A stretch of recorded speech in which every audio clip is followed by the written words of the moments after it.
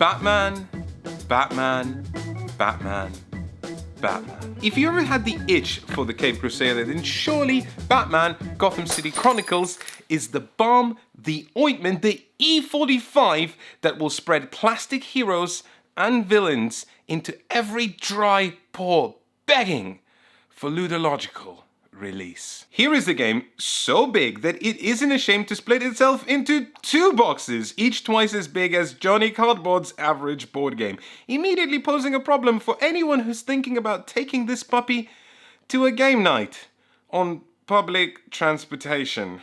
Awkward looks on public transportation be damned, because what the other passengers don't realize is that inside this box you've got a treasure trove greater than the Batcave's collection of knickknacks. There's two double-sided gigantic boards for your adventures, a staggering amount of Batmans and Batwomen and Batman sidekicks ranging from the popular ones like Boy in Tight Pants, Man in Tight Pants, Dead and Resurrected, and therefore now much more evil and jaded Man in Tight Pants who's no longer wearing tight pants, to the more obscure like Azrael, Spoiler, and wait for it, Bat Cow. I'm going to let this shot linger for a bit just so you fully appreciate the, Okay, enough now. That's not even it. There's dice, cards, cubes, an even greater amount of a veritable variety of villains, a plastic control panel, trays, 5,000 cardboard tiles, and possibly my favorite board game component of all time. But we have to go outside for me to actually show you this. The Bat Tablet. This is really, I mean, check this out, right? A real example of a board game publisher going out of the way to deliver a superbly thematic board game component. Do you know what? If you could just back up a little bit. Here you go. If you toss this,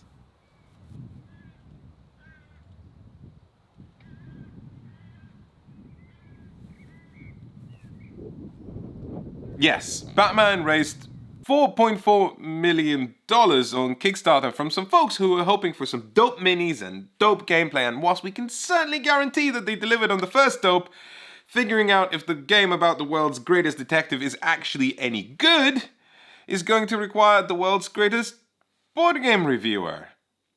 Sadly, all you've got is me. That was no joke. I mean, the reviewer part was a joke because I am obviously pretty great, but the part about actually needing a PhD in board game investigation to even sit down and start playing this relatively simple game. If you thought you were just gonna open up Batman Gotham City Chronicles and start playing, oh boy. The first guardian of fun is the 50-page rulebook you'll have to absorb just to get to grips with a game where you practically only have 4 near-identical actions that all involve you spending some energy, rolling some dice, and seeing how many successes you get. What in the world happened here? Well, I can explain, but first we have to jump back a few years. Before Batman, there was Conan, publisher Monolith's first Kickstarter campaign that drew in a more modest $3+ million and upon publication managed to stir quite a few controversies. There was the infamously lambasted Conan's depiction of women, which for those interested was covered by Kotaku. There's a link to the article in the description. You could say that Batman learned from that and is more appropriate. Almost. Then there was the lack of support for many of the Kickstarter stretch goals, leaving backers with scores of miniatures and no scenarios to actually use them in. And then there was the rulebook. I had the pleasure of learning Conan from its original rulebook, and let me tell you, few games have had a manual that made less sense, and even the subsequent updated rulebook left many fans wanting. The layout was disjointed, many of the things were unexplained, and it felt like someone just came and dumped a box of puzzle pieces with no final picture to refer to. Batman Gotham City Chronicles, which rules-wise is a reskin of Conan, sees publisher Monolith desperately trying to correct past mistakes and give us something workable, but in the process grossly overcompensating. Detail after detail, this booklet bludgeons information into your head, whether you like it or not, want it or not, need it or not. Tables and tables of nearly identical sequences hitting you over the head over and over again until all you can do is ask, is this over yet? But all you hear back, is grotesque laughter. Not only does it feel more like a car manual, just blurting out information without any semblance of desire to teach you how to actually drive, but somehow in this unending bloat of text, it still manages to miss quite a few bits of important information. For example, there's not a chapter on setup anywhere. There's some setup information in the mission booklet, but it doesn't feel entirely complete. Or what about if you have a mission that uses ally and bystander figures? Well, those rules are included, but they're so hidden and tucked away that it will just cause you confusion and stress. And I could go on. Normally we tend to not focus on the rulebook so much, especially without having really talked about the gameplay yet. But I'll be honest with you, I was so defeated by it that after finishing reading the rulebook, I didn't even want to play the game anymore, and I think that's important. And it would have been a shame if I didn't, because Batman Gotham City Chronicles is quite a nifty little thing. Ooh, do you hear that? That is the sizzle of something a little bit different. Technically, Batman is a dungeon crawler. You have heroes, up to 3 players control each. You have bad guys, the villain player controls all of them. Each Bat hero is equipped with a Bat tablet into which they'll slot in their character sheet. And I promise you, that alone feels as satisfying as you would expect it to be. You'll then equip them with gear, and if they have a utility belt, you'll get to select from a whole variety of Bat gadgets. And finally, you'll get to plunk down an armload of cubes. These red cubes, or energy, are the backbone, the voracious vertebrae of Batman's systems. Want to punch a mook? Sure. How many dice would you like to roll? Would you like to roll 1, maybe 2, or how about 4? Nothing is verboten. Just spend 4 energy and go ahead, my friend. Go right ahead. For each energy you spend, you'll roll that many dice, and then you'll apply hits equal to successes you got after some minor defending. Each character has innate dice inherent to each skill. So for example, Batman's really good at punching and gets red dice, which happen to be the best, but he is, after all, blind as a bat and not so good at the shooty-shooties, so he'll roll orange on his ranged attacks. And whatever you want to do, whether you want to punch or shoot or disarm a hack or bomb a computer, the rules with minor alterations are practically the same. Spend that much energy and roll that many dice. Of course, if you're rolling red dice and you only need 3 successes, you don't want to overspend, so maybe just 2 dice is enough. Or is it? But don't worry, even if you got totally screwed, just spend more energy and you can re-roll that many dice. Got punched in the face? That's also fine. Spend some energy and you roll defense. Each success negates a hit. It's all fine. Let's recap what happened here. You've spent 4 energy on a ranged attack, 2 on a Mr. McPunchy, you've re-rolled some dice, you moved a little bit, you defended some attacks, and you're grinning like a toddler who've just learned how to potty, surrounded by the wake of mayhem and destruction you have caused. Surely, this is just a great time, right? In Batman's famous words, with great power comes great energy costs. Here's the thing, at the start of your turn, you will recover some energy, but how much depends entirely on whether you want to be active and actually take a turn, or rest, which means you can't do anything but defend and re-roll. If you rest, you recover 5 energy, whereas if you're active, you recover just a measly 2. The toddler analogy feels apt because Gotham City Chronicles treats you like an unsupervising parent by letting you stick those fingers right into the electrical socket and learn for yourself. In my very first game, I played as Jason Todd, and spoilers, Jason Todd gets a minigun. Feeding endless amounts of dice into the minigun produces exactly the effect that you would expect a floor littered with henchmen.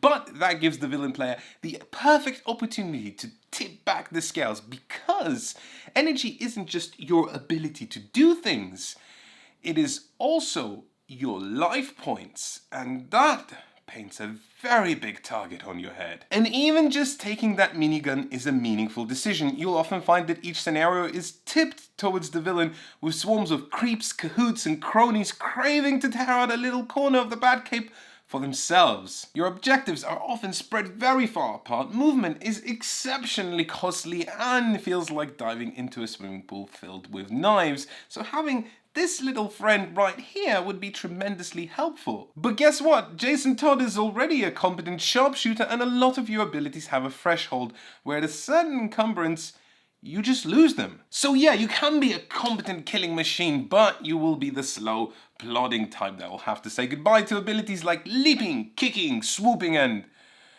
what rhymes with swooping? Oh no. Every damage you take moves your energy into the wound slot. You can recover them, but only into the fatigued slot, constantly waning your ability to be effective. Round after round, you will feel more beaten, tired, and grasping at whatever synergy you can find between your characters just to pull out that one last rabbit trick out of the hat and hopefully take down that final objective. And that's the beauty of this game. If you want to go all out, go all out.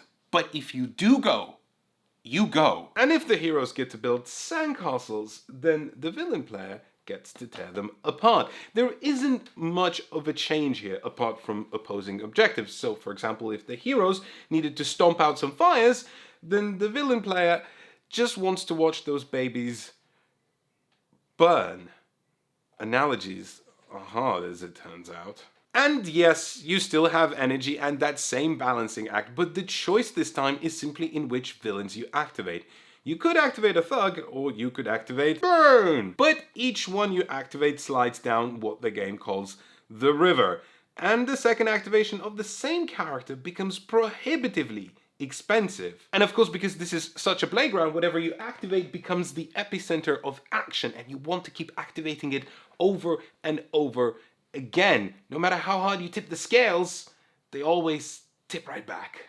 And you could certainly argue that the system is great. It's light, it's flexible, it gets you what you want from it, but only if you're engaged by what's happening. And with the all too familiar roll dice and get successes roadshow, it's so easy to see how some people just won't be.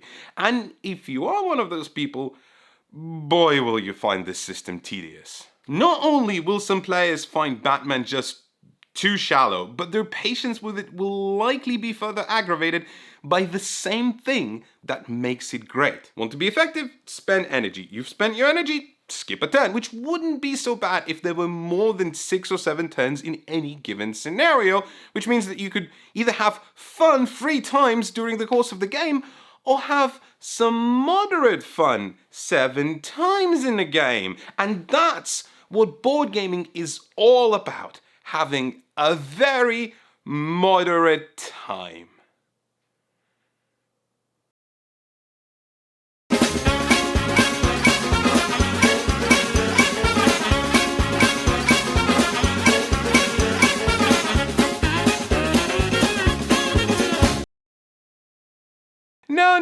No, wait. There's still that little matter of whether we actually recommend this game. And as things stand, it would be so easy to say, hey, if you think this game is for you, if you're looking for that lazy Sunday afternoon dice checker, for a carefree game with some fantastic plastic, it's not for everyone, but it's for you, right?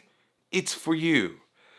There's just that little matter of accountability. We are known to give big Kickstarter titles a good shake when they deserve it. And look, if you back this game and you love this, nothing I'm about to say is going to take away from that. But I think even you'll agree that what's coming next is only fair. It's not just that there's an inherent risk with backing a Kickstarter project, it's that big campaigns encourage a business model that focuses on delivering everything that was on the project images, and putting too much focus on the finer details isn't really profitable. Most people who want your thing have already paid for it, and retail customers aren't going to deliver the same bang. It becomes especially evident after the news that the king of one-and-done Kickstarter campaigns, Simon, has offloaded all their post-Kickstarter retail efforts onto Asmodee. And while certain people doomed and gloomed over big Asmodee buying everything, ask me who got the better end of that deal and you'll hear some very different ideas. Monolith isn't nearly as bad as that. After all, the only reason we're reviewing this game is that even though it is a Kickstarter exclusive, come June there's a second campaign for Batman, so if you want to get your hands on all the goodies, hooray! You'll get to shell out a few $100 dues. And Monolith reaching out to us and asking us to review this game and providing us with a review copy is every indication that they want to develop a game that is good, fun, and it'll deliver good word of mouth. And apologies for being wordy here, but I really want to make sure that this lands right. I believe the intentions are good, but there is a vision here that wasn't allowed to be compromised by minor things like, I don't know, usability. And I'm not even talking about the impenetrable rulebook, although that is certainly a big part of it. Each character sheet comes with nearly a dozen different abilities, each handily referenced by nothing. Monolith have taken a cue from language-independent games with symbols relating to rules. The idea is that you look at a symbol and you know what it means without needing any actual text. But whereas most games have about 10 symbols, making them easy mini languages to learn, Batman has 51. Which turns your first experience of diving into this sea of gorgeous plastic less exciting dice rolls and more quizzically looking at your character sheet and patiently waiting for your turn to look through the rulebook. The only resource that explains what any of these symbols actually mean. Worse yet is the tonally inconsistent battle maps that your adventures will take place on. They sure are pretty and detailed, with moody lighting revealing tiny pockets of hope in dark, desolate cityscapes. Which would be great if the rest of the game didn't have a completely different art style, less Dark Knight and more Saturday morning Bruce Wayne and the Fruit Bats. Bearable until you realize that all of this terrain matters. There's walls blocking line of sight, there's elevation changes that hinder movement and actual hindering terrain indicated by the tiniest of icons. And all of this is clearly highlighted at the back of the rulebook, which you haven't got because someone else is already looking up what their abilities do. And yes, there's fan-made reference sheets, abridged rulebooks, and promises that everything will be sorted out in the next printing. But whilst us enthusiasts love finding out extra resources on Board Game Geek, for every one of us there's about 4 people who've never even been on that website. And with a minimum backer pledge of $140 plus shipping, is it really too much to ask that the game comes usable out of the box with fixes that don't need to be mailed whenever the next campaign ships? And even after all of that, I want to throw Batman a bone. I didn't expect to like this game, perhaps because I'm just not looking for yet another zombie-side-alike, but I have to admit that I do like it. Just a little bit. And potentially that's partly astonishment that all these mechanisms come together as well as they do. Gotham City Chronicles is a game where the sum is greater than any of its parts. Prod them too much and the entire thing falls apart with villains that feel lackluster, scenarios that are just a touch too prescribed and sometimes miss the mark, and aside from aesthetics, nothing really feeling like whatever it is that Batman is supposed to feel like. There's no character building aside from choosing some bat gadgets, which aren't nearly as influential as actual items, and actual items are sparse and barely present. And then you have these things like a toxic vat, which if you go into it, it will kill you, but there's no real way of pushing anyone into it.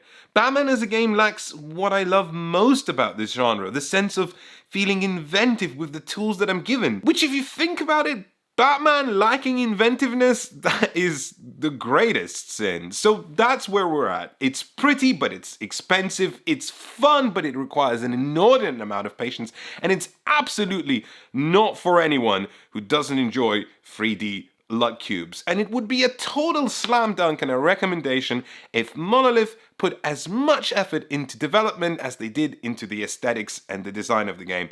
As it is, even in its final initial form, it's just a wistful look at what it potentially could be. This video is now over, but if for some reason you did not have enough of this face, then UK Games Expo is only a couple of days away and we'll be doing not 1, not 2, but 3 live shows. On Friday, 6:30 PM, we'll be joining Nightmare live on stage. That's Nightmare with a K, you know, the cult classic British TV show. I believe that event is ticketed, but that's the only one. The other 2 events are free. On Saturday, 12 noon at Toot Sweet, we'll be joining This Game Is Broken podcast for a live recording of their podcast as guests. And on Saturday, 4 PM Toot Sweet, we'll be doing our very own Victorian Parlour Games show hosted by Elaine. So please come down and watch that one or the other ones or all 3 of them and we'll have a lot of fun. And there's something I'm forgetting. What do people do at the end of YouTube videos.